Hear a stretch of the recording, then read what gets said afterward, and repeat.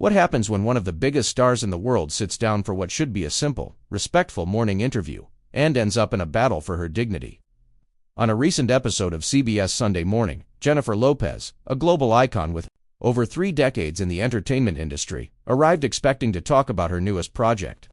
Instead, what unfolded was a live TV confrontation that left viewers stunned, the crew shaken, and security scrambling. Across from her sat Tony, Dokoupil, a journalist with a reputation for being direct.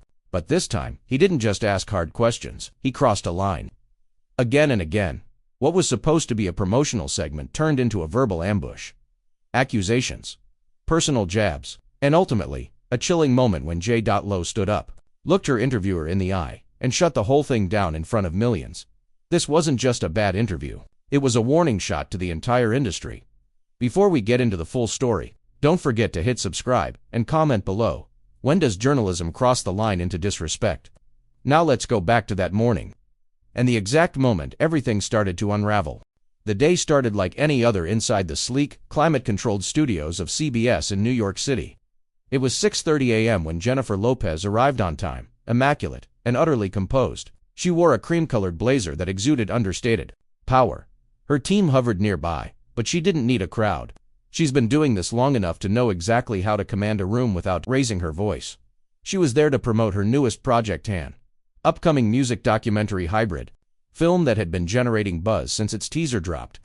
As always, she came prepared. She knew her beats, her anecdotes, her key messaging. A veteran of the press cycle, Lopez was ready to do what she's always done: charm, inform, and inspire. What she wasn't ready for was Tony Dokoupil. From the very first moment the cameras rolled, there was a noticeable chill in the room. Typically, a host would open with something light, a compliment, a question about the guest's early morning routine, maybe even a comment about their outfit. But Tony skipped all of that. No small talk, no setup. He leaned forward and said, flatly, "Jennifer, let's talk about your recent projects. Some critics are saying you're past your prime. How do you respond to that?" The room shifted. Even the camera operators exchanged glances. Jennifer's practiced smile barely faltered, but the flash in her eyes told a different story. Still, she didn't miss a beat. "Well, Tony," she said with calm precision, "that's an interesting way to start our conversation. I've had a career that spans over 3 decades. I continue to evolve and challenge myself. I think my work speaks for itself." It was a clean, confident response. But it didn't satisfy him. Tony doubled down. "Let's be honest here," he said, voice cold. "Your last few films haven't performed well. Your music isn't topping the charts like it used to. Are you struggling to accept that your best days might be behind you?" This wasn't journalism. This was provocation. Jennifer's jaw tensed, her hands stayed folded, but her posture changed. The air in the studio grew heavy. You could see it on the crew's faces. They knew something was off. "I'm sorry," she said, her accent surfacing slightly as her composure began to fray. "But I think there's been some confusion about what kind of interview this was supposed to be. I came to talk about my work. I didn't come here to be disrespected." Tony smirked. "I'm just asking the questions people want answers to. Isn't that what good journalism is about?" Jennifer's voice, now firm and razor-sharp, answered him with steel. "Good journalism involves preparation, respect, and listening, not waiting to attack. What you're doing isn't tough questioning, it's antagonism for the sake of drama." The crew shifted again. This was no longer just an uncomfortable interview. It was a slow-motion crash. Tony, mistaking her calm for weakness, pressed on. "Since we're on the topic of controversy," he continued, "let's talk about your personal life. You've had several public relationships, multiple marriages. Do you think that says something about you as a person?" The audacity of the question froze the room. Jennifer leaned forward, staring him down. "Excuse me," Tony, thinking he still had the upper hand, didn't let up.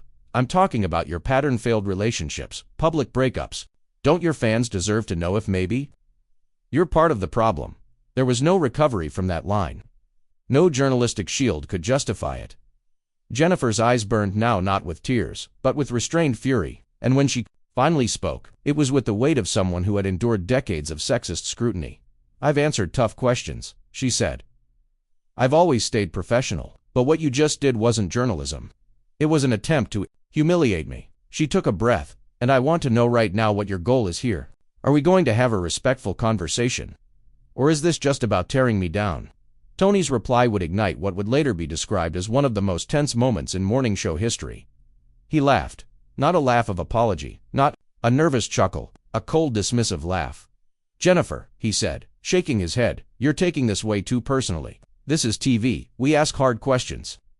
The look in Jennifer's eyes turned from hurt to something far more dangerous: resolve. "Are you seriously saying I'm taking personal attacks too personally?" she asked. He leaned forward, doubling down. "I asked about your public record. If you can't handle that, maybe you shouldn't be doing interviews." The silence that followed was absolute. One crew member later said he could hear Jennifer's hands tremble, slightly, not with fear, but with fury barely held in check. Then she stood. It wasn't dramatic. No chair thrown, no shouting. She just stood with grace, with power, and with finality. "I need you to stop the cameras. Right now," Tony scoffed. "Oh, come on, sit down, you're being ridiculous." She turned to him, her voice rising for the first time. "Ridiculous?" For expecting basic decency, she turned to the crew. "This interview is over." Tony panicked. His voice rose. "You signed a contract. You can't just walk off because you don't like the questions." Jennifer turned back, toward him. Calm now, in that terrifying way that only someone completely in control can manage. "Watch me." Still, Tony tried to claw back control. "If that's how you want to play it," he said, his voice curling with bitterness, "maybe this behavior explains why people think you're difficult to work with. Maybe this is why your relationships don't last." The words didn't just cross the line, they obliterated it. Jennifer froze. She turned slowly. The anger was still there, but something else joined it. Disappointment and danger. "What did you just say to me?" Tony, sensing he'd gone too far, but unable to backpedal, forged ahead. "I'm saying, maybe if you could take criticism, if you were easier to deal with, maybe your personal and professional relationships would be more successful." Jennifer didn't shout. She didn't cry. She walked directly over to the nearest producer and said, clearly and firmly, "Get security. I'm done." Tony, somehow still not reading the room, raised his voice one last time. "You're going to regret walking away from this interview." Jennifer turned back, one hand on the studio door. "No, Tony. You're the one who's going to regret this." And with that, she walked out, leaving behind a stunned studio, a shaken crew, and a host whose career would never be the same. "Tony, are you seriously suggesting that my reaction to your condescension is somehow a reflection of my personal life?" Jennifer's tone was flat, but her eyes burned with the controlled intensity of someone who had been here before, cornered, tested, underestimated. Tony hesitated, his defensiveness starting to show. "I'm just saying," he began, his voice growing sharper. "Maybe you could learn to take feedback without getting so emotional about it." That word emotional it landed like a slap. Jennifer had heard it for most of her career. Too emotional, too reactive, too much. She'd heard it from studio execs when she asked for equal pay, from record labels when she pushed back on manufactured images, and from gossip journalists who couldn't resist reducing her career to a collection of headlines about her love life. Now here it was used like a weapon. She didn't flinch. She didn't raise her voice. Instead, she let it simmer. "Emotional," she repeated, voice low and lethal. "Tony, I want you to choose your next words very carefully, because they will determine whether we leave this studio with whatever professionalism you still have intact, or whether we make headlines for all the wrong reasons." Tony didn't back down. If anything, he leaned into his arrogance. "Look," he said with a smug shrug, "I get it. You're used to people treating you like a princess. But this is real journalism. If you can't handle it, maybe you should stick to puff pieces where they ask about your favorite smoothie flavor." The smugness was thick like syrup dripping from a knife. Jennifer inhaled slowly. Then, with a calm fierceness that could only come from years of enduring this exact kind of insult, she responded. "Tony," she said, "I've been interviewed by Barbara Walters, Oprah, Diane Sawyer, Anderson Cooper. People who have challenged me with real questions, thoughtful ones, direct ones, but always with respect." She paused. "And do you know what they all had in common?" Tony raised his eyebrows slightly, already looking annoyed by what was coming. "They treated me like a human being," she continued. "They didn't come in with a smug agenda. They didn't weaponize personal history for entertainment. They didn't pretend a gotcha moment was journalism." Tony opened his mouth, but she cut him off with a raised hand. "I'm not finished." Silence. Even the crew had stopped pretending to look away. "You want to talk about professionalism? Fine. A professional journalist prepares. A professional journalist listens. A professional journalist creates space for conversation, not combat. She stepped closer now, just enough for her presence to register as something immovable. What you did here today, she said, wasn't journalism. It was ego. And the worst part is, you seem proud of it.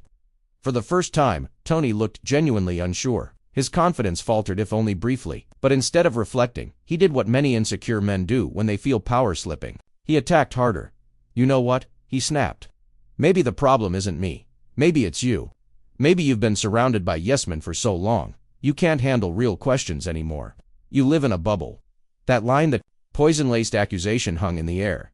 He was suggesting, outright, that Jennifer Lopez's 3DHA'd career was a fluke, that her success came from people indulging her, not because she earned it.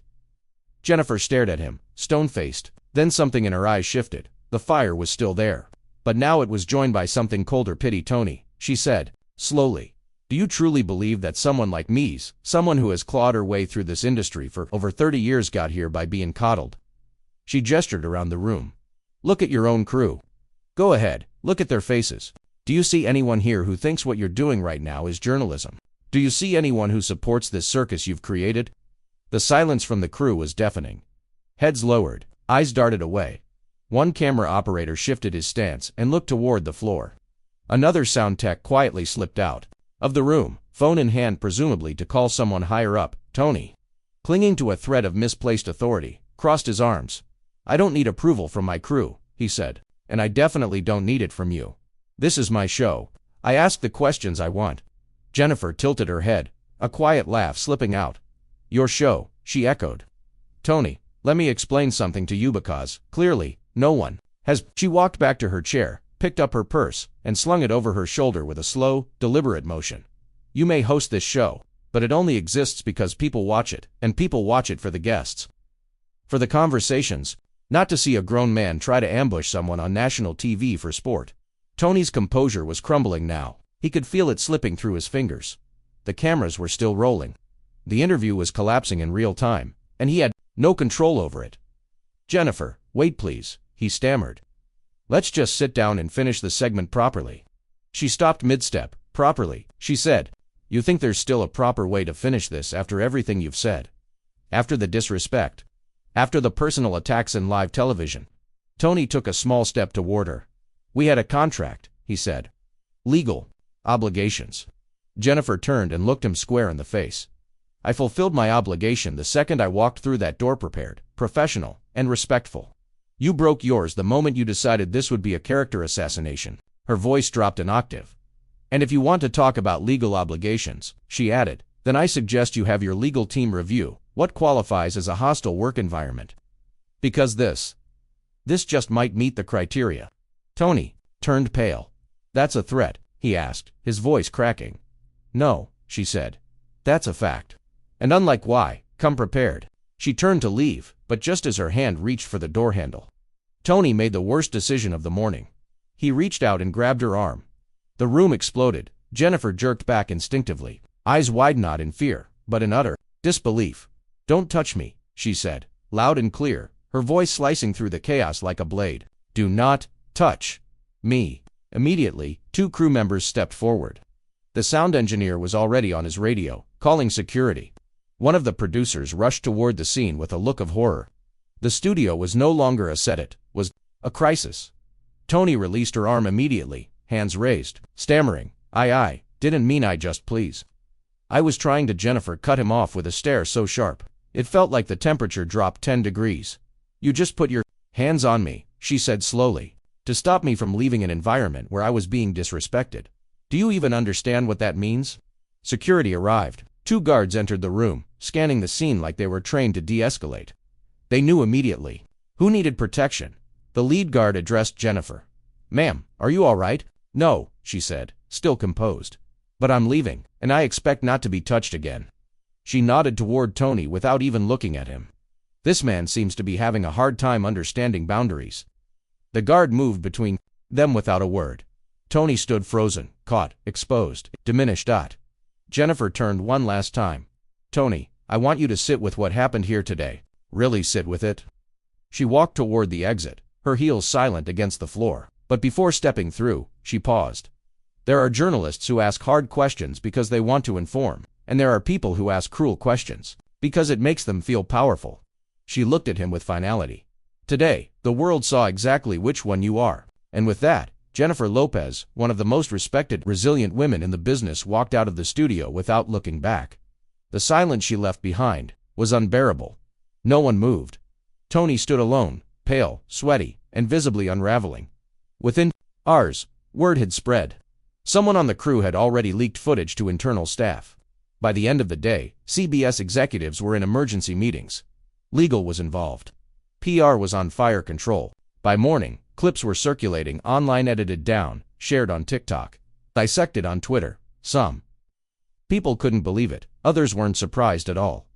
Tony's reputation as a difficult interviewer had always been whispered about, but now, it was on full display for millions to see. Jennifer Lopez, on the other hand, remained quiet in the hours that followed. No official statement, no tweet, no podcast appearance. She didn't need to say anything. The footage spoke for itself, and her silence said everything else. The very next week, CBS quietly pulled Tony from his hosting duties. Scheduling changes, they said. Behind the scenes, it was chaos. Major celebrities refused bookings. Advertisers started asking questions. Internal memos warned producers about tone and guest relations.